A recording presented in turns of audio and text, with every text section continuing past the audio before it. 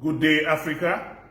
I am here this morning to address the African presidents, and I specifically am calling out the President of South Africa, who is the President of the African Union, and indeed all African presidents, that you must decide to either walk in the light of creative altruism or we all perish in the darkness of destructive selfishness.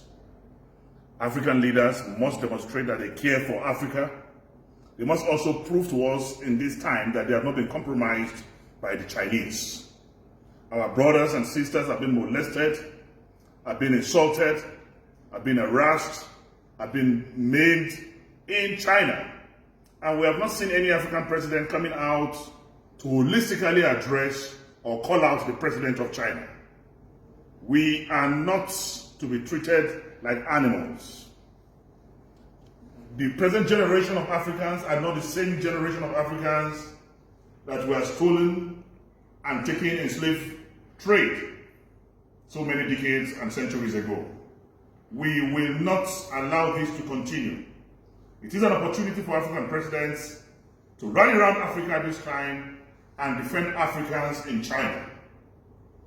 What we are seeing on the social media and in the mainstream media, the treatment meted on our brothers and sisters across Africa is unacceptable to Africans, it's unacceptable to us in Nigeria.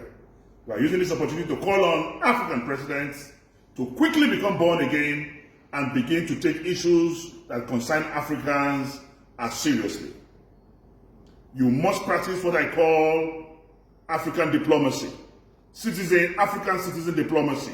You must protect Africans anywhere in the world, except if you have all been compromised by China.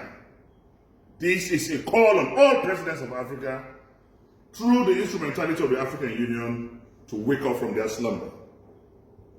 I pray the Almighty God will make this whole COVID-19 thing come to an end.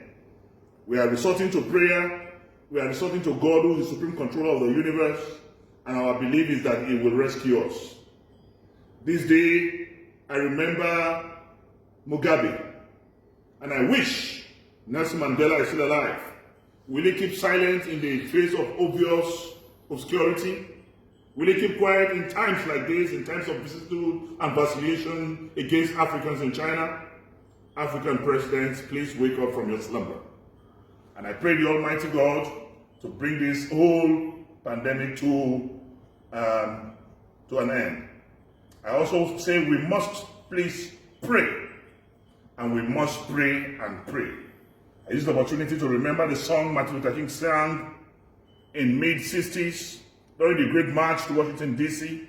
And after singing that song, racism died in America, and the blacks were liberated, and Obama became president, the first black president in America. When Paul and Silas prayed in the prison, there was no freedom. But when they started singing, the prison door opened.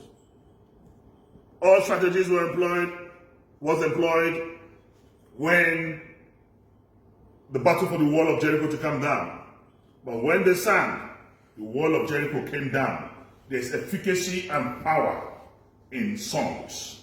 This morning, if you believe in the efficacy of the Almighty God, if you believe in the supremacy of God, who is the supreme controller of the universe, join me in singing that same song Martin Luther King sang in 1964 during the Great March to Washington, D.C.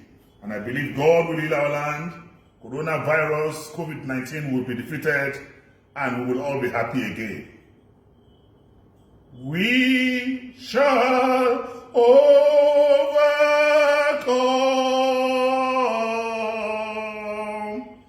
We shall overcome.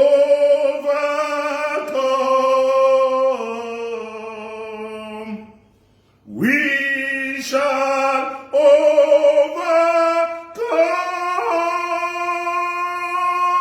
someday.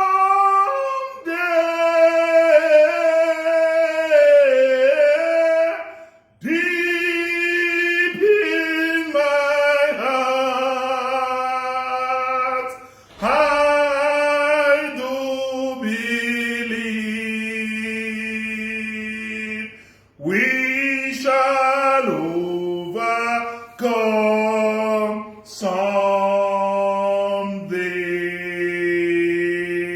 Aluta continua, Victoria Asata. I am Dino Melai.